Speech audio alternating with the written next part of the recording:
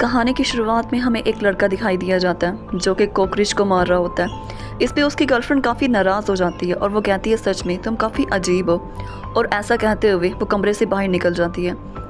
इस पे जो वो लड़का होता है उसे काफ़ी गुस्सा आ रहा होता है, लेकिन वो दोबारा से उसी कॉकरोच को मार डालता है।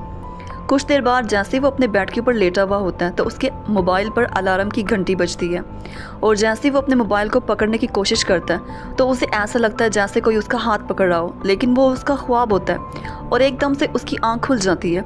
लेकिन उसे बिल्कुल ऐसा लग रहा होता है जैसे कोई था, लेकिन देखते ही देखते उसके कमरे में कॉकरोचेस की तादाद बढ़ना शुरू हो जाती है। क्योंकि अभी वो जाग के उठा था इसलिए वो इतना फोकस नहीं करता। उसे प्यास लगती है और जैसे ही वो कप में से पानी पीने की कोशिश करता है तो उसे लगता है जैसे उसके मुंह के अंदर कुछ है, और जैसे वो वॉमिट करता है तो उसके मुंह के अंदर भी कॉकरोच होता है। और जब वो उस कप के अंदर देखता है तो उसे बहुत गंदा महसूस होता है और वो डर जाता है, लेकिन ये भी उसका ख्वाब होता है। लेकिन दूसरे पल में ही कॉकरोचेस और बढ़ना शुरू हो जाते हैं। उसे बहुत गुस्सा आता है और वो एक एक करके सबको मारना शुरू कर देता है। लेकिन जैसे वो उसे मार रहा होता है, बार बार पीट रहा होता है, लेकिन एंड पे जाके वो थक जाता है।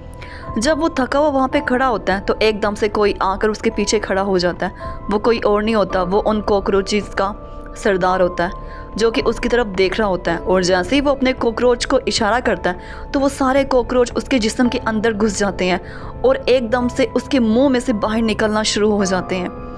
और देखते ही देखते उस शख्स के मुंह में से कॉकरोच बाहर निकल रहे होते हैं और उसकी वहीं पे डेथ हो जाती है।